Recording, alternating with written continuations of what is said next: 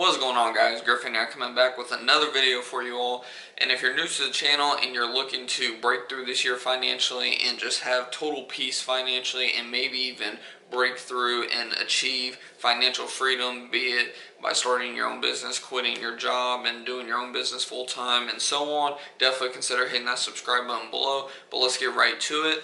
Today I'm just going to be talking about how exactly you can go about getting that first $1,000 saved up in your emergency fund. If you don't know anything about the $1,000 emergency fund idea, I actually picked this idea up through Dave Ramsey. If you don't know who Dave Ramsey is, you should definitely look him up for sure. I don't base all my ideology off of him by any sorts, any means, but I definitely agree with his baby steps for sure. And baby step one is just saving between $500 to $1,000 as an emergency fund. Obviously, it's not a huge emergency fund, but it'll cover any little hiccups throughout your way of paying off debt or whatever baby step you may be in.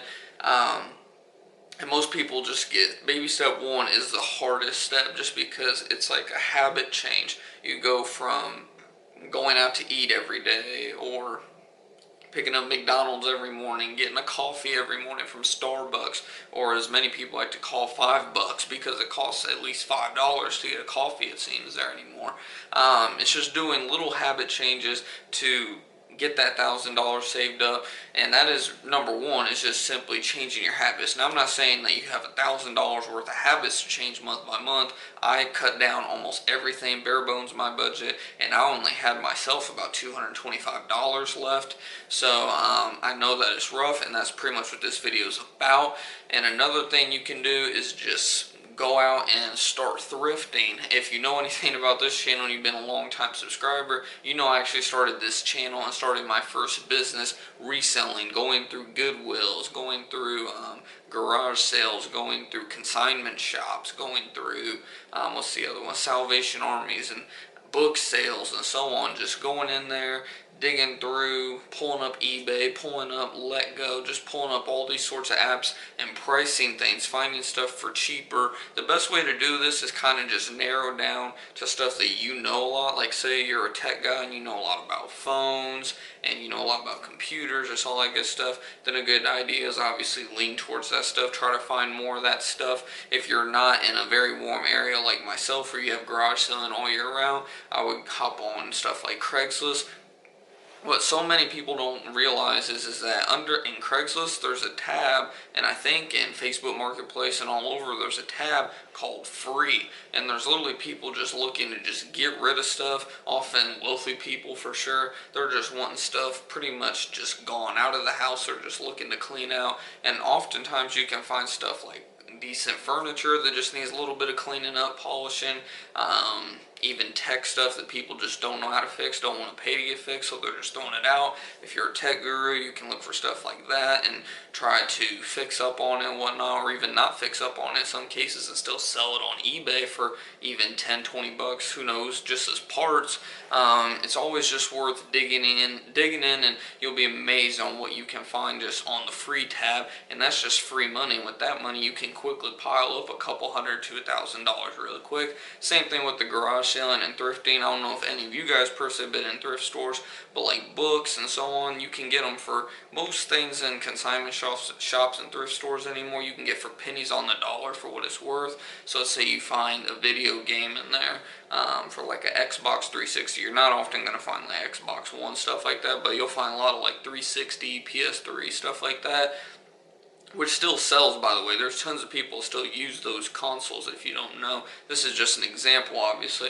But say you find one for like $3, it's going to sell at least for 10 to 15. So, I mean, that's a 10 to $12 profit right off the bat. So, I mean, you just take little here, little there, and every dollar you make off that, throw it right in your emergency fund. Now, where should you store your emergency fund? I have a video on that. I'll try to remember to link it up here as well as at the end of the video. I suggest opening an Acorns conservative investment portfolio. This kind of goes against what Dave Ramsey says, because he says it's insurance, and insurance costs you money, doesn't make you money. But with my, about 3 years now that I've been using Acorns, I've never lost any money whatsoever. I've gained on average about 3% every year that I've had money in there. Obviously 3 years isn't much, but you don't want to use this, you don't want to have this little emergency fund long term. Eventually you will move it to a traditional savings account, but for the time being, why not go ahead and earn $1 or $2 every month or so while you're going through this journey.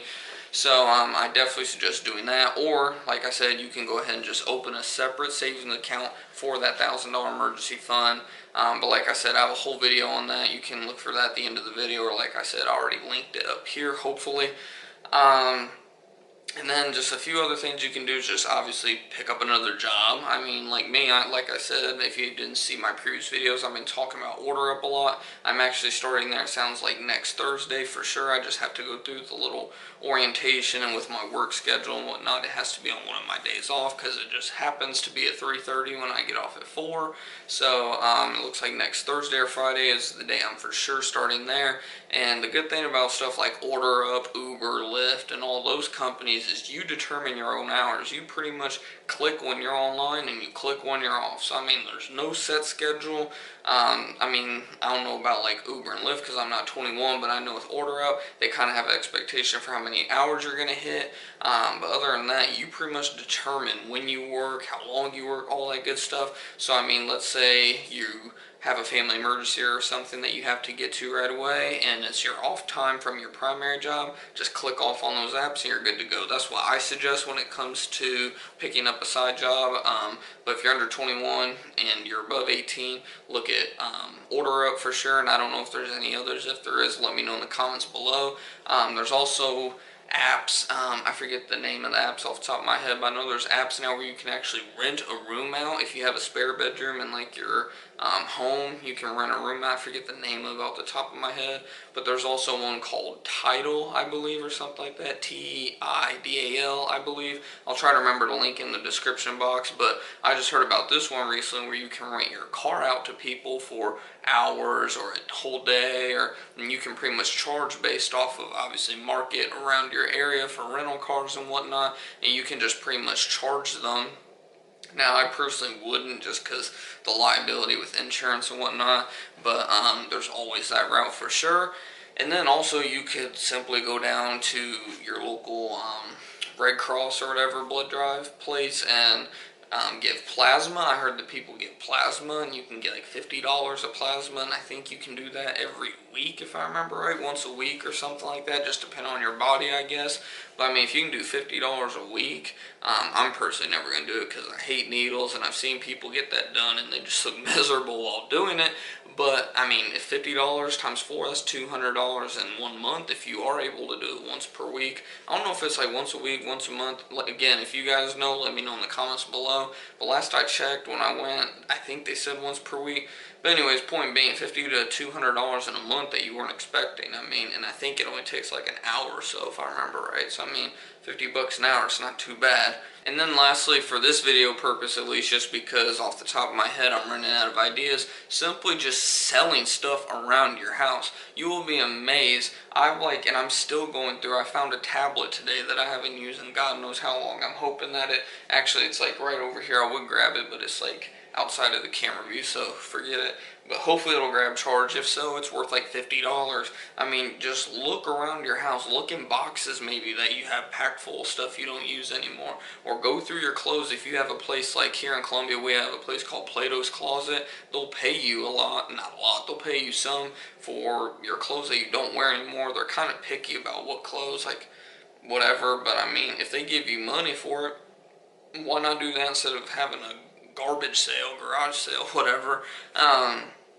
Just simply go around, list stuff on Facebook Marketplace, Craigslist if you want. I don't really use Craigslist too much for like anything, hardly, to be honest. Facebook Marketplace is just so much easier. Just click, click, boom, go, and then it's all just on my Facebook. Obviously, we're on Facebook all the time anyways as it is. So I mean, it's just easy instead of bumping back and forth between apps and email and all that good stuff. But like I said, just simply going through all of your junk. Most of us just have junk sitting around, and I'll get into that in a future video as well whenever it comes to how to start your own business and go about funding your business. This will be another thing that I'll hit heavy on, is just selling crap you don't need. But I mean, that's pretty much it for this video. I gave you guys quite a few ideas actually. Like I said, just go thrifting, go garage selling, sell junk you don't need anymore, maybe even sell a car that's maybe. That's up to you. I sold mine and I'm doing just fine, but who knows, maybe you have your own little way of doing things. Picking up side jobs, side hustle, starting a little side business. I don't think I hit on that one, but obviously you can start a side business, mowing some lawns or cleaning some houses maybe, or doing anything that adds value to people's lives. Just start up some kind of side business. And I mean, just literally going out and doing anything for some money at the end of the day. So that's pretty much it for this video, guys. Hopefully it did help you guys out on how to go about starting that $1,000 emergency fund. If it did, definitely make sure to smash that like button. I greatly appreciate it. And if this is your first video, like I said, I'll put the previous video about acorns and whatnot, why I think you should consider using that for your emergency fund. I'll put that at the bottom. And if you're new to the channel, definitely be sure to hit the subscribe button as well. That'll always be right up here. But until next time, guys, like I said, let's keep making 2018 the most prosperous year of all, and I'll see you guys in the next video.